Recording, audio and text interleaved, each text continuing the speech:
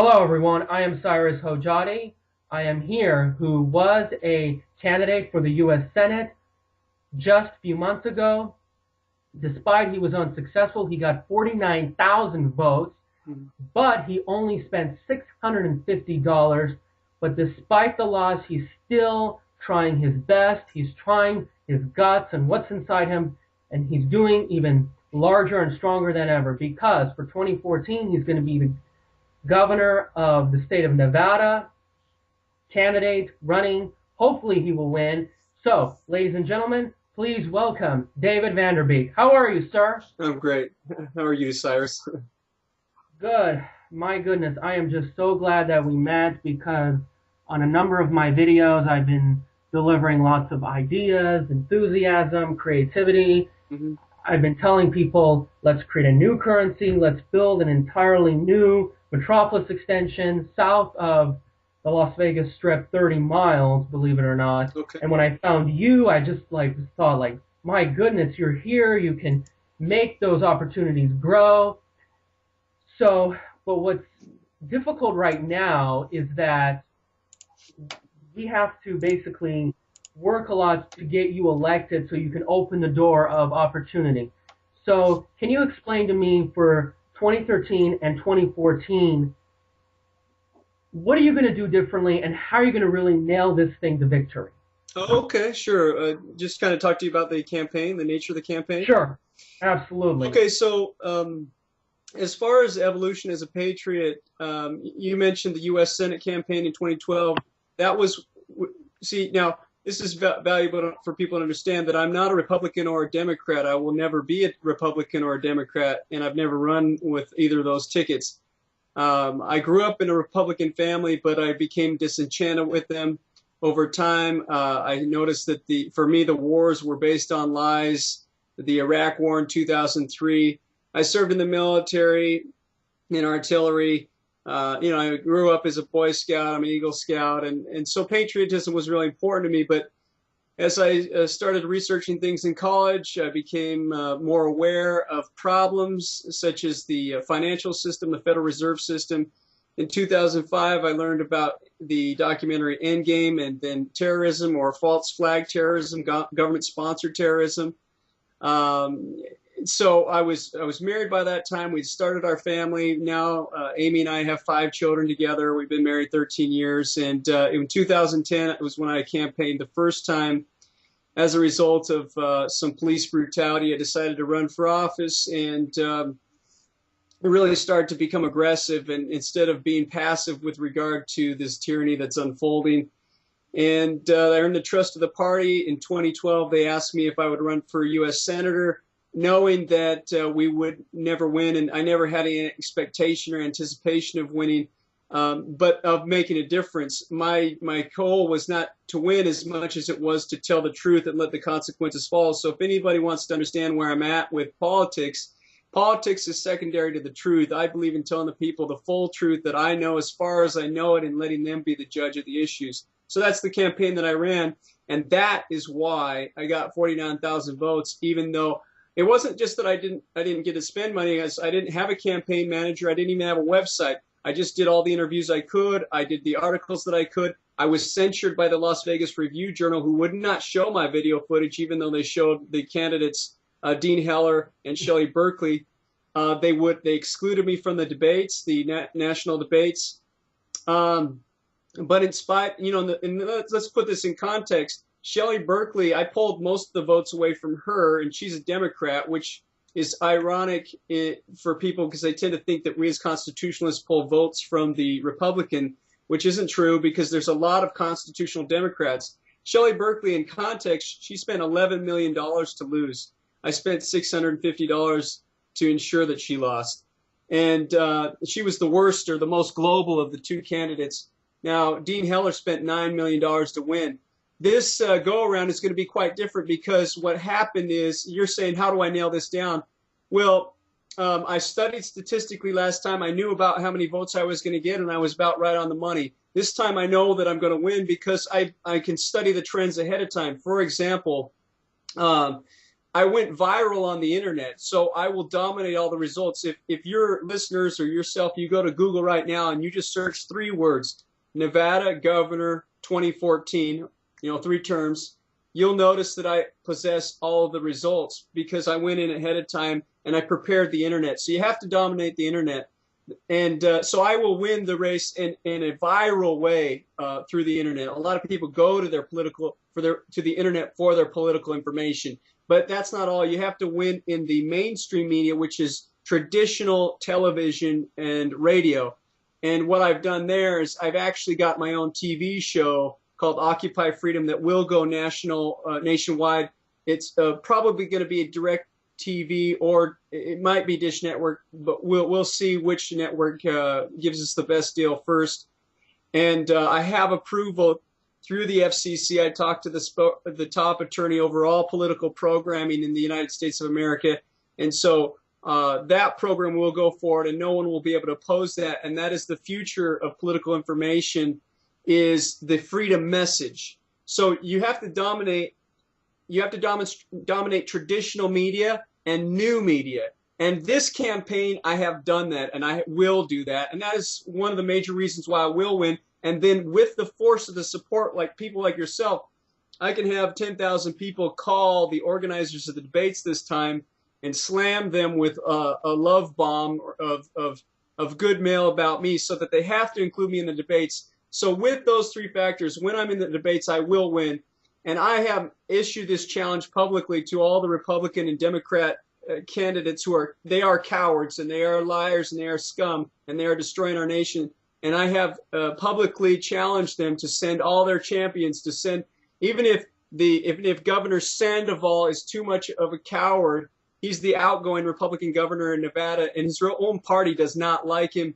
So that's another factor there, that the outgoing governor is very much hated and disliked because he's had a terrible administration. He's done a horrible job.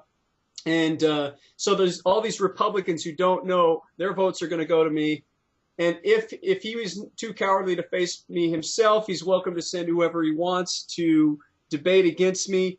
I invite the parties to send all the very best and brightest minds to debate me of whatever they've got. I'll debate anyone, anywhere, anytime.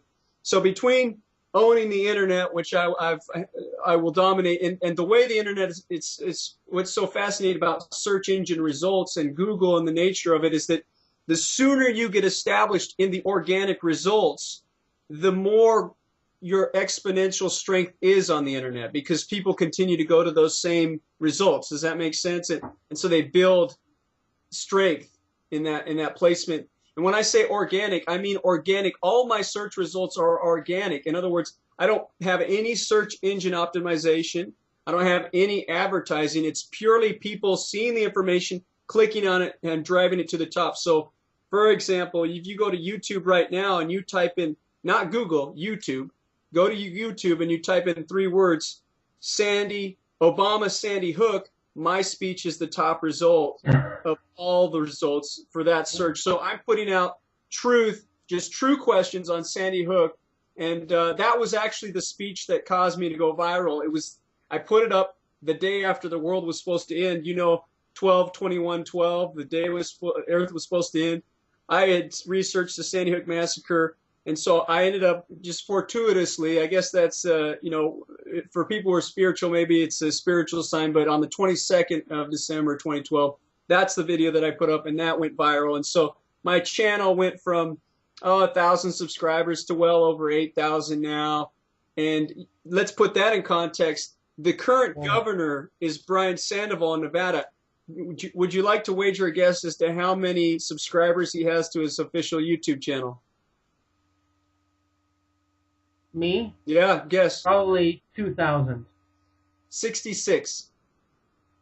Oh, my God. I mean, I thought he would at least manipulate the system to get something like 2,000. But yes, there is a lot of unapproval. But the great thing about Nevada is that it's not just the web. I think the cities are organized in a way that you can win. I mean, as far as the cities, when you look at it, all you have to do is have few town hall meetings in those very small towns that are scattered across the state. Sure. Paharm, Tonopah, Ely, Elko, Winnemucca, Phelan, and maybe in Carson City.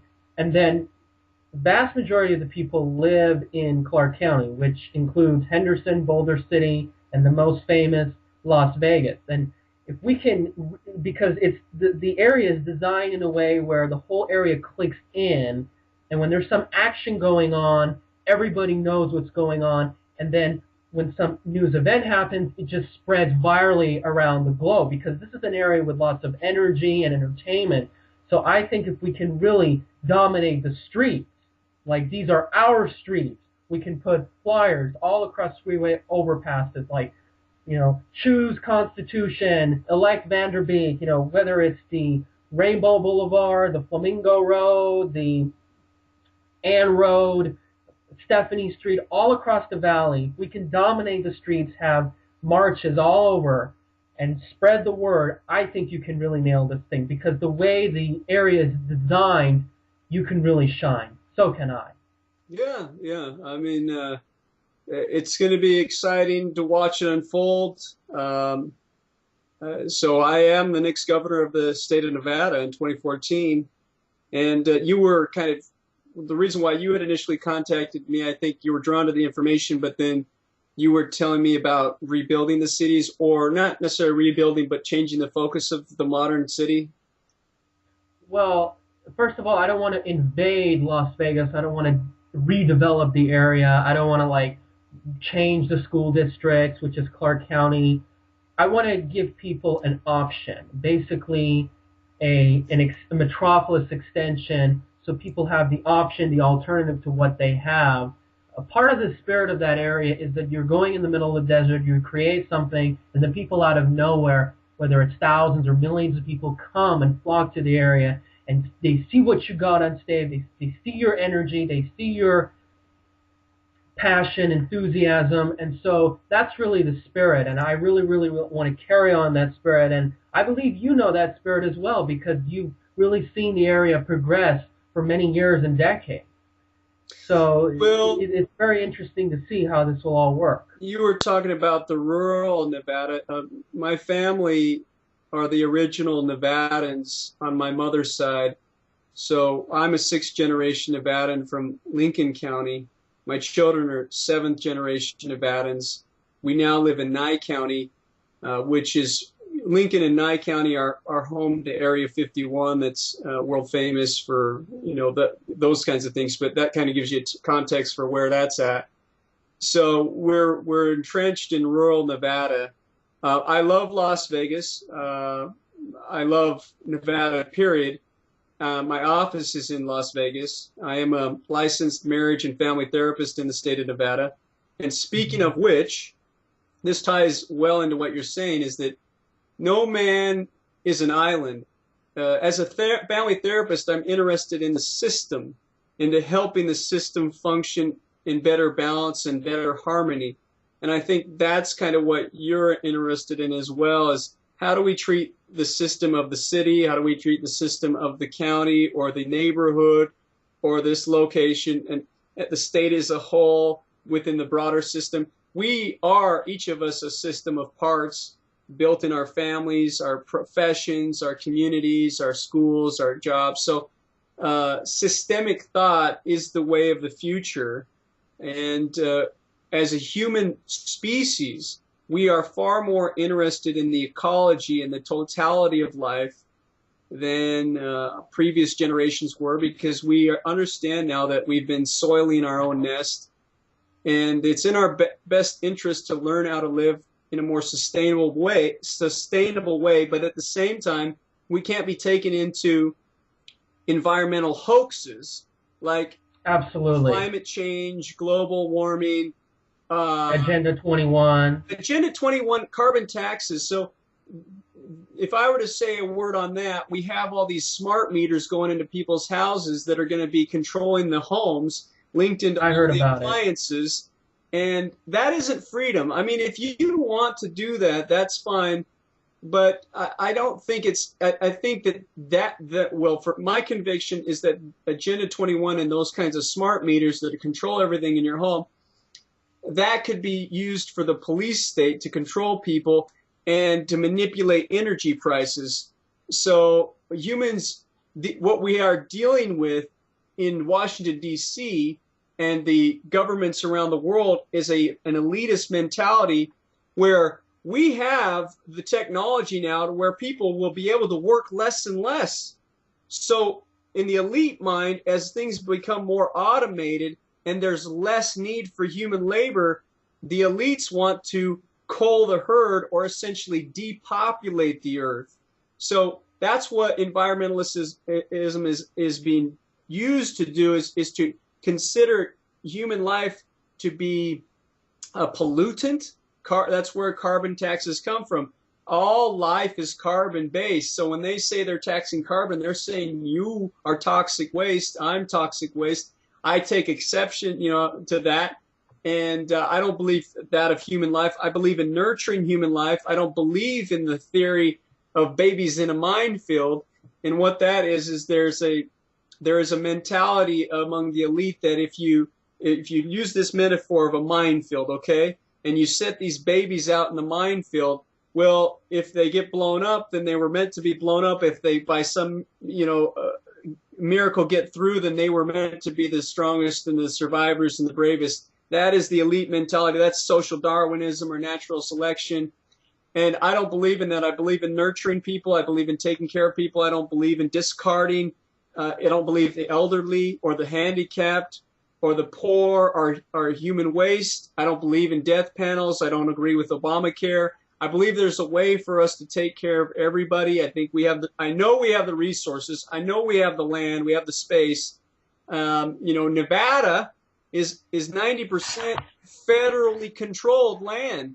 In other words, it's inaccessible. You can't even be a human without land. So the top priority of the campaign is to preserve the Second Amendment because it's out of the barrel of a gun that all freedom grows in this world. But the second priority is to get the land back into the hands of the citizens so they can develop it. You can't be a human being without land and resources. If that's the case, all you have is debt. That's how you survive, is through debt, and that's what's happening. We've lost our resources and our land throughout this nation. Some of it's even being pledged to China, and so China's coming here and taking U.S. territory, and their Chinese government is over that territory. So China is gaining territories in the United States of America now, which is mind-boggling, and it's a direct assault on our sovereignty for another nation to come in here. Who would have thought that the Chinese would be able to take over U.S. resources in the United States directly controlled by their government, not by the free market, not by some company, but by the Chinese government? Oh my goodness. It is really, these trade agreements, these partnerships are really becoming more frightening by the year. I'm getting very sick and tired of this, but it just makes me want to understand, like, how is this going to work with the currency being devalued, debased year after year? And there's no doubt the environmental movement has been hijacked. It's been used to basically manipulate people to charge more for everything and give less services if they can. So basically, it seems that you're very disgusted and you really disapprove of the system. And so what I would assume is you want to head to Carson City, hopefully when you're elected next year, and you really want to block a lot of these programs and policies into the state. So if you're elected, so we're looking at right around January of 2015, you're in that house, the state capitol. What would you do right now? Because one, of course, favorable thing is, of course, open up the market so that ideas like mine can just explode like crazy. Okay, well, the first thing would be to make firearms available to ensure that the Second Amendment is preserved. That's the top priority, because the residents of Nevada will always have equal access under my administration to any firearms that are available to the state government or the federal government within the vicinity of Nevada, so that they have equal firepower to protect their own neighborhoods. The second priority I've already mentioned is to return to work, to do all in my power to return the land to the Nevada residents. Nothing's going to be instantaneous. You can't repair a free market overnight, but you can set it up so that it will repair. Third, we have to have a state bank. Speaking of the currency crisis, you have to have control of your money. You have to have a state bank. We need to have state and county food stamps.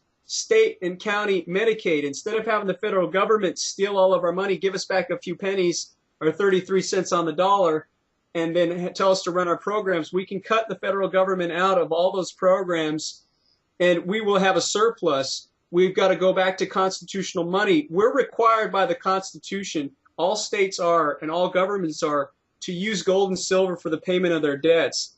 Now, at the same time, so I will use that and implement and enforce the law. Your governor is your chief law enforcer. So we'll enforce the law of sound money. At the same time, we'll liberate the free market from having to use any specific currency. In a true free market, you can use anything in the contract of the exchange that the two parties agree on. That's what a free market is. We do not have a free market. If you have, I don't have it, yeah, I do have cash, but if you pick up any piece of cash that you have, it'll say that it's for legal tender on it. Okay, so you are, and I am, and all businesses are forced to exchange through Federal Reserve notes. I can undo that as the governor and allow and enforce the government and enforce the law to use gold and silver to pay its debts and stop the enforcement of the Federal Reserve notes. See, the Federal Reserve note is just one more currency, and it should be allowed to compete. We can't. Now, notice I didn't say stop people from using Federal Reserve notes. I'm just saying allow other currencies to compete against it. So the true value of money is determined by the immediacy of the free market, and that is what's going to be amazing. Is when you see that freedom ring through the markets, you'll see people come out with goods that they didn't feel previously safe doing because the government's always there to confiscate things. Now, you mentioned the trade agreements, and I kind of want to say an aside on that, but your third priority is the state bank. The fourth priority is to eliminate needless business regulations, bureaucracy, lower taxes.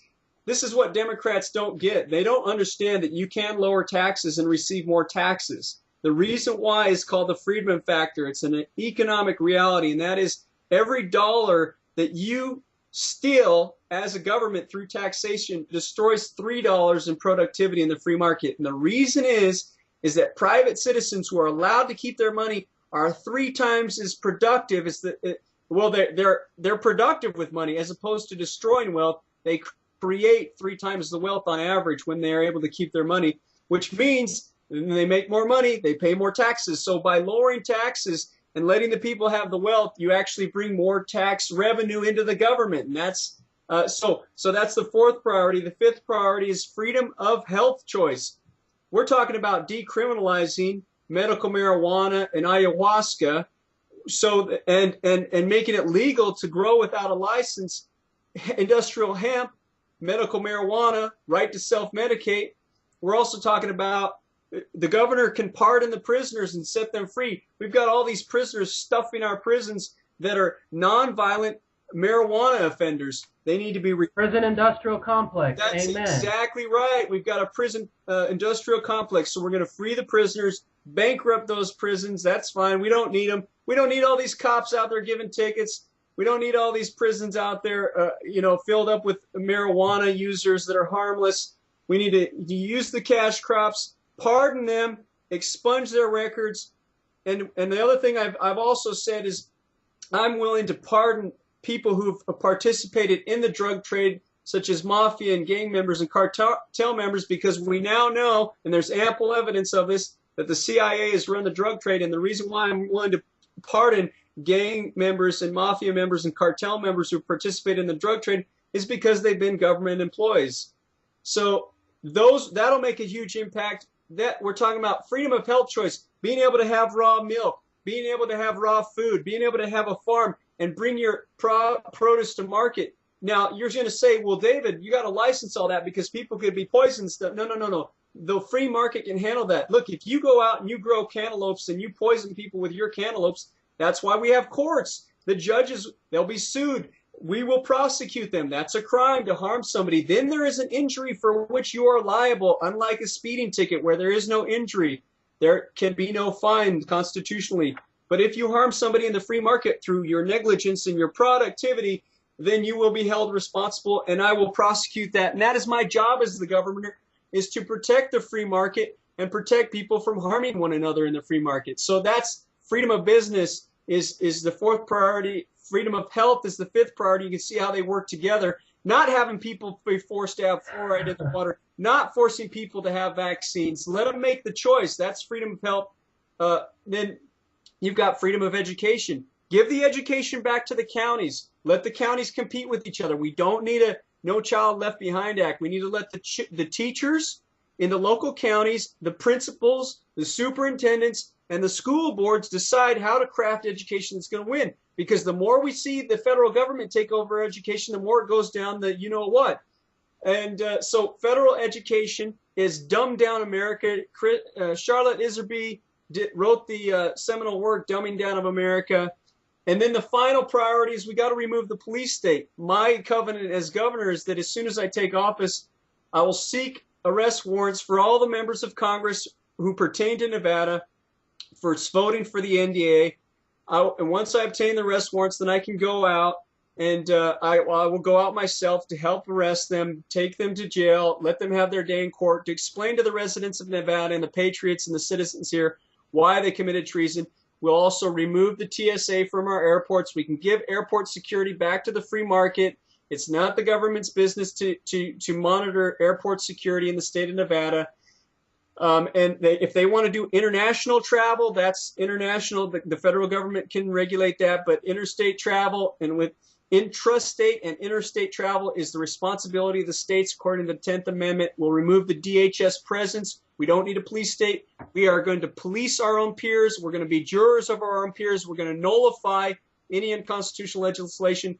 And then if I was going to add a number 8, this is something I can't necessarily do, but this is something that would be nice for us to be able to do. We need to get out of these international trade agreements because it's those international trade agreements that have oppressed. NAFTA has destroyed the Mexican farmer. So if you want to stop illegal immigration, you have to go to the cause. And so what I suggested is the Occupy Mexico movement, which is establishing a free Latin American army that can go back in, establish law and order in Mexico, but at the same time we've got to remove these trade agreements that are the real cause of the problem because we've got these mega agricultural corporations that are killing all the farmers and destroying the farms all around the world. And that's what Obama says he wants more of in his State of the Union. If you listen to the State of the Union address, he said it's been a great success. No, I just read an article online. It was online, and I used it in my television show, Occupy Freedom. And it was all about how NAFTA has done more to destroy the Mexican farmers than the conquistadores could do in 500 years. So since 1994, I believe, so in less than 20 years, the NAFTA has done more destruction to the Mexican farmers than the conquistadores did in 500 years. That's what the law talks about. It's amazing. This is global government. Agenda 21, NAFTA, these trade agreements, the global banking schemes with these fiat currencies and fractional reserve banking, global armies, the surrender of our sovereignty, UN armies and NATO peacekeeping forces. That's global government, and that's what we have to reject outright in all nations. America needs to lead the way in that. Wow. I really applaud you for that, man. I can give you an applause. You got it, man. You go, man. I just to think. I mean, Nevada is going to be more free. I mean, I think it's already free enough, at least compared to where I live. I mean, there's just so many taxes, cost of living, just all these rules. Yep. I'm from Laguna Niguel, California. Well, California is collapsing, and we have a huge migration of people from California coming to Nevada. I don't know if you're aware of that, but that's the major immigration is California to Nevada. They're fleeing to Nevada. And I say, come to Nevada. We'll set manufacturing free. We want all the talent from California. Come to Nevada. We'll lower the taxes. We'll set you free. You'll have your property. You'll be able to prosper here. And hopefully we'll take this freedom and take it back to California so you can take California back and have it free again. I mean, Nevada stands with the patriots of California. What I do in Nevada is not just for Nevada. It is calculated to shake the pillars of tyranny across this country. And what we do in Nevada and what we do as patriots in America shakes the pillars of tyranny around the world. It will set people free. People are looking to America. I didn't mean to cut you off, but I had an interview recently with people in Transylvania, Romania, And what they're saying there is they want to come to America, but they see how bad it is here. And I told them, yeah, for right now, you may be better off staying where you're at, because we've got to have a peaceful restoration of our Constitution in this country. And if it's not going to happen that way, there is going to be a breakup of the United States into sovereign nation states like Nevada. And if that's the way the federal government wants to go, is towards total collapse, then I'm going to prepare Nevada to be a safe haven and a place of prosperity for people to flee to come to, and we're going to have a orderly and prosperous migration process. Right. Good point. But it's not just going to be legal issues. I'm going to have my other movement, but we're going to at least work together. I mean, you can do things at the state and block a lot of federal and even globalist issues, but my focus is going to be largely on the county and the local level. You know, you can't make the next door neighbor's neighborhood look nicer. That's something the market has to do. But really, my movement is really focused on this. I'm going to post so many flyers. And then one thing we have to do is we're going to have to create our own alternative currency. I call it the They Go. And I want to do an exciting dance for it. I want to make it so catchy it'll be even more popular than Gangnam Style. We'll do joyful rallies all across the valley. We'll have all this energy. And then this is what I really want to do. At the Bellagio fountain, I'll build a stage in the middle of the lake. I'll make this grand speech. Fountains explode to the sky. Fireworks shoot up. There's all this energy. And then hopefully with millions of dollars of investors coming in, we build that Metropolis extension 40 miles south of the Strip, a new renaissance of trade. Because you mentioned trade policy, we're going to have to create our own factories, local owned goods. Education is going to be different. We're going to have to dump this policies of the college industrial complex, the SAT, a lot of this other baloney. Yeah. Other things, finance is going to be different. And most importantly, this will deliver a new environment, whether it's urban design, the buildings that surround you, the shared spaces.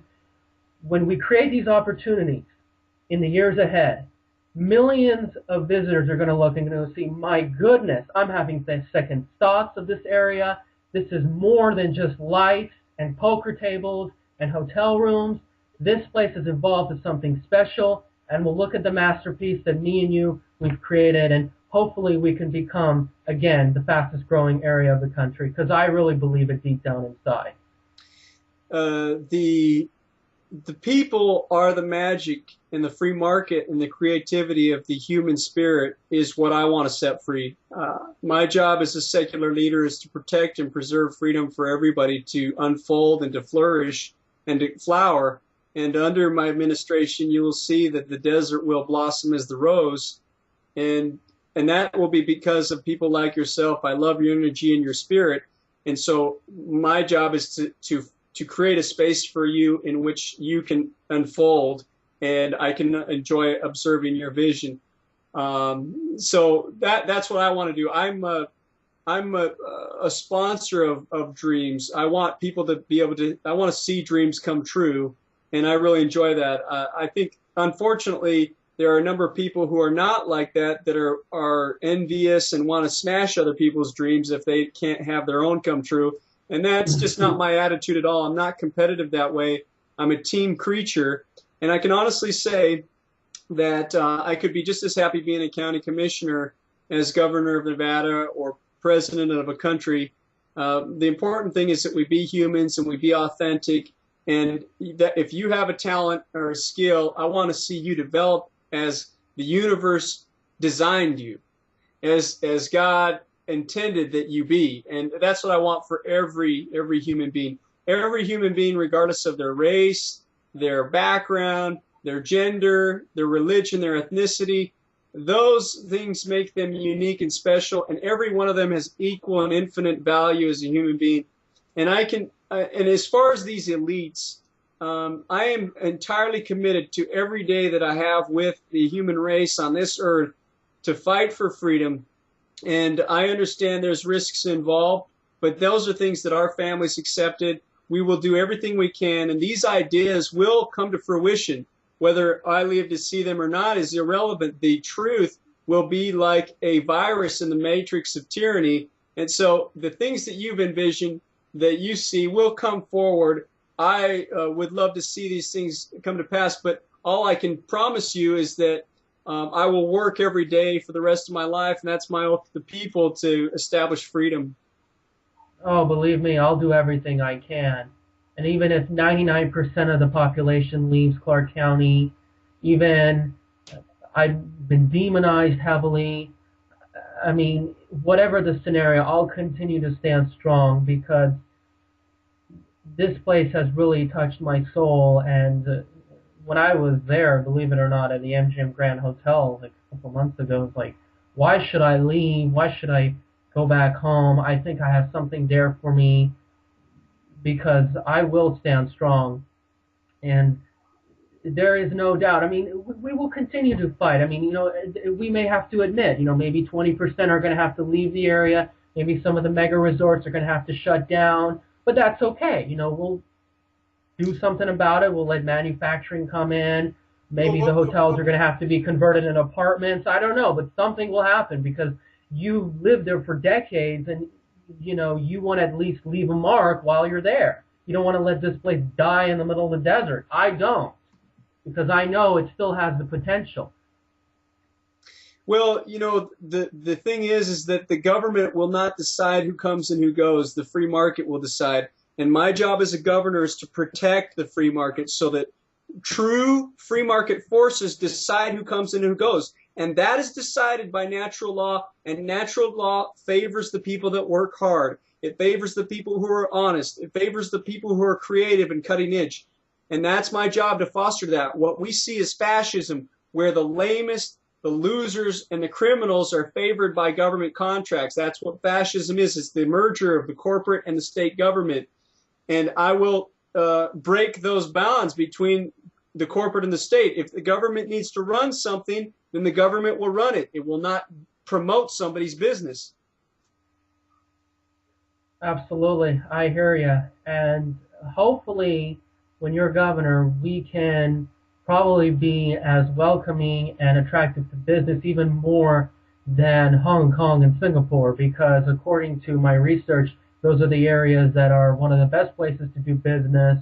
They are ranked very high on the economic freedom. And as a matter of fact, despite your struggles with what's been happening recently, Nevada is still advertised as one of the best business climates in the country. But hopefully that won't change because, with all the taxes, all the requirements, and yes, the bureaucrats. But people tell me, Cyrus, and they've mentioned this for you. How are you going to let this happen? Because you're being in an area that's isolated in the desert, and if the water, the petroleum, the food gets caught up, your ideas are going to go to the garbage. Everybody's going to laugh at you. I mean, what do you say to those people? I mean, are they wrong, or maybe we will have to suffer a little bit? I mean, how are we going to have at least an environment where we can have access to those goods? Well, I can tell you that I live over one of the largest aquifers in the U.S. There's water under the desert. It looks like a desert. We have plenty of water. Oil was just located in northern Nye County, so we have a large pool of oil that's untapped. We have plenty of gold and silver. Look, we don't even know what natural resources we have available because the federal government has cut us off from the land. We will find a way. Oh, yeah. We can grow, we can dig, we can live in balance with nature. It's going to be a process. It's going to be a natural process, an orderly process. And I'm happy that India, that Russia, that Africa, that these emerging markets in Central America, that Brazil is doing well. I'm delighted for them. America needs competition. We need somebody to give us a run for our money. We need competition. It's a great thing. So if these other nations are doing great, that's what I want to see. I want to see freedom everywhere, not just for America. And those people can be an inspiration to us, to remind us of what true greatness is. Absolutely. And even if they refuse to do that, but if the state of Nevada overall is very with you, forget it. We can just move on our way, and they can try to cut us resources. I mean, I don't know how they're going to shut down the Hoover Dam. I mean, because if they do that, then water is not going to flow to Southern California and Arizona, and that's going to deliver a lot of consequences. So just because people can push us around and tell us, oh, we're in the middle of the desert, there's nothing to do. I mean, it's just, you have to show them these facts. And I do believe there is a lot of resources. People are very pushy and picky about the desert, but I think it can be very beautiful. And, I admit I was visiting Lake Las Vegas, and it was quite nice. And sometimes I think I'd rather live there rather than the beaches of Orange County, California, because the desert does have beauty, but we'll have to wait and see. Maybe we can unleash its potential. Anyway, thank you so much, Mr. VanDerBeek. It's been wonderful. Hopefully this video can get to thousands and maybe millions of people, because I believe that we can really start a mass awakening, because we are associating ourselves to an area that it actually became more than just sand in the middle of the desert. It actually evolved into something that everywhere around the globe really saw what it really is, and they just expressed their guts. So maybe we can deliver more of that and continue with these possibilities. So thank you so much. If anybody wants to get more of your updates and information, what should they do? Where should they go? And how can they contribute? If you go to YouTube and you type in David Lory, DavidLory, you'll get my channel. If you go to the website, NevadaGovernor2014.com, then you can sign up for the newsletter and just kind of follow what I do there. My Facebook fan page is my name, David Lory VanDerBeek. My personal page is Dave VanDerBeek. So you can follow us on Twitter. US Family Man is my Twitter. And that should cover you. Thank you for having me, Cyrus. I really appreciate it. I love your energy, and I love your spirit and your ideas. I really feel like hopefully it can come true, because maybe in the coming months or years I could actually move there, spread the word, get it actually done, and I can at least have the shield against the Rothschild, elitist, fractional reserve banking, eugenics, sociopath, psychopath machine, and maybe we can block that. And again, if you really want more updates from me, please subscribe to my channel. And not only I'll have interviews, but I will actually show you detailed analysis about the Metropolis extension, whether it's the types of environments you can live in, well, as soon as what type of experience you'll have. Go ahead. As soon as you have the video up, just send me a link. I'll put it on my playlist, so it'll be in the favorites and in the show appearances, and that way it'll get more play that way, and I'll tweet it out. And so just stay in touch with me, and I'll do what I can to get your ideas out there and get people back to you. All right. Well, let's start the era. First it was the mob, then it was the Mega Resort, Wynn, and Adelson, and this time it can be me. So, very good. Thank you so much. It was good talking to you. Yep, thank you. Take care. Yep. Have a good day.